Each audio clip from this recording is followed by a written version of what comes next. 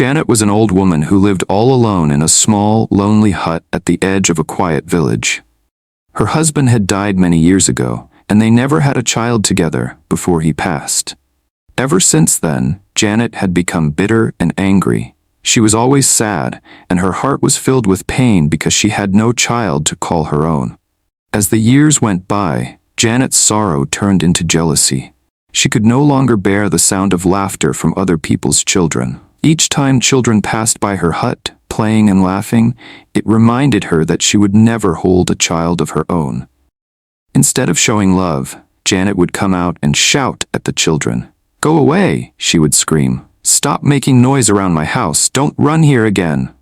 The children, scared of her angry voice and harsh face, would run away in fear. They began to avoid her hut completely.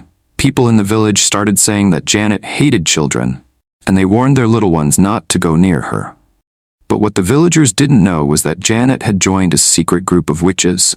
After years of sadness and loneliness, she had given her heart to darkness.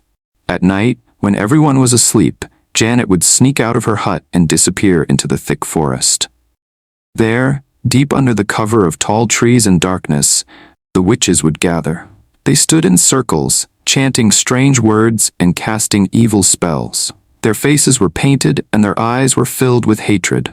They were angry at the world and didn't want to see anyone happy. They destroyed people's dreams, blocked their progress, and caused confusion in families. They were filled with wickedness.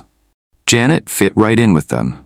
She hated to see others succeed, especially those who had what she did not, loving families, children, and joy. So she joined the witches to pour her pain into the lives of others.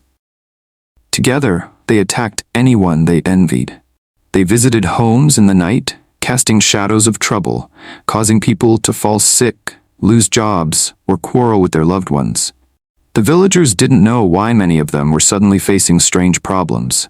Their businesses were collapsing, marriages were shaking, and some children were falling sick for no reason. What they didn't know was that Janet, the quiet widow at the edge of the village, was part of the evil behind it. But unknown to Janet, a day of reckoning was coming, a day when her secrets would no longer be hidden. One sunny afternoon, a kind woman named Agnes decided to visit Janet. She hadn't seen her in a while and was worried that the old woman might be lonely, living all by herself in that small hut. When Agnes arrived, she knocked softly and stepped inside. Janet was surprised but forced a smile. "Janet," Agnes said warmly, "I came to check on you. I know you live alone, and I thought you might need someone to talk to. It's not good to be alone all the time." Janet nodded slowly, pretending to be grateful. She offered Agnes a seat and listened quietly.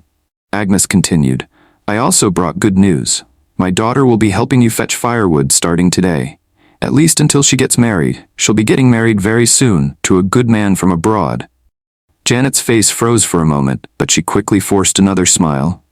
"The man chose her because she's still a virgin," Agnes added proudly. "He values her purity and said he will treat her like a queen." Janet's heart burned with envy, but she didn't show it. She hugged Agnes tightly and said, "Thank you so much for your kindness. God bless your daughter." But deep inside her, Janet was boiling with jealousy. As soon as Agnes left, Janet sat alone on her wooden stool, staring into space with a wicked plan forming in her mind. "She wants to help me?" Janet muttered bitterly. "She wants her daughter to marry a rich man from abroad and live in joy while I suffer alone? Never. I must stop that marriage." That night, when darkness fell and the moon rose high above the forest, Janet went deep into the woods to meet with the witches. She stood before a giant tree and called upon her wizard monkey, a powerful creature that obeyed her evil commands. "The girl must not remain pure," Janet whispered. "Go into the forest when she is fetching firewood and take away her virginity. Let her lose the blessing that made the foreign man love her." The next day, Agnes's daughter, a kind and beautiful young girl, walked into the forest to gather firewood for Janet, just as her mother promised. She sang sweet songs as she moved among the trees, not knowing danger was watching her. Suddenly, a strange wind blew through the trees, and out of the shadows came the wizard monkey. Its eyes glowed with dark magic as it jumped from tree to tree, heading straight for the girl. But as it got closer, something strange happened.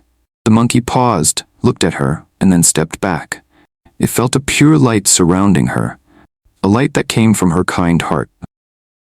This girl had shown love and care for a woman like Janet, not knowing the old woman hated her in secret. The monkey, confused and touched by the girl's goodness, could not harm her. It turned around and disappeared into the trees, leaving the girl untouched. She continued gathering firewood peacefully and returned to Janet's hut, smiling and happy. Janet, expecting bad news, was shocked to see her walk in with firewood and a joyful heart. She forced a smile again, but inside she was confused and angry. What went wrong? Janet asked herself. Why didn't the monkey do anything? But Janet didn't know that love and kindness carry power greater than any evil spell. Janet waited all afternoon, expecting to hear screams or complaints from Agnes's daughter. She was sure that the wizard monkey would have attacked her, just like she commanded. She sat on a stool outside her hut, her eyes fixed on the forest path, but the girl never came crying. No screams, no trouble, just silence. Confused and angry, Janet stood up and headed into the forest herself. If the monkey didn't harm her, she muttered, then maybe something went wrong. Or maybe he killed her. She walked deeper and deeper into the thick forest, calling softly, "Monkey, monkey, come out." Suddenly, the wizard monkey, hiding in the trees, saw Janet. But this time something changed. The monkey became wild. It remembered Janet's wicked command, the evil she had been doing for years, and how she used it to destroy innocent people. The monkey jumped from the tree and landed directly on her.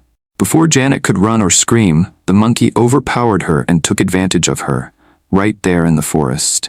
She cried bitterly. No, this was not the plan. This was not meant for me. But it was too late. What she planned for another person had now happened to her.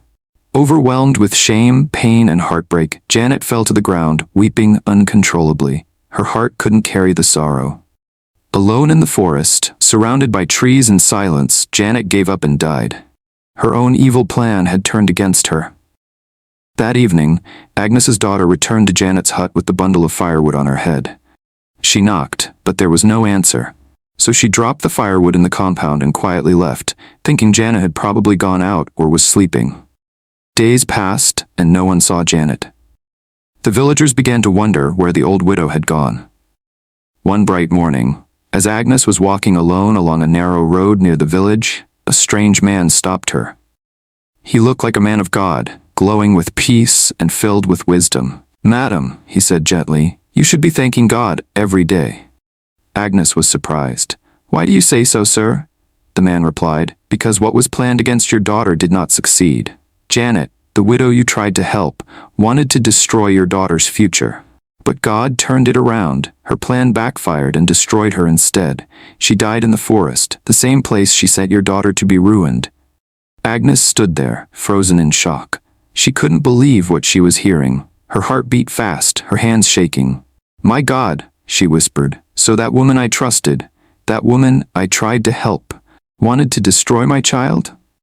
The man of God nodded, but your daughter's good heart protected her.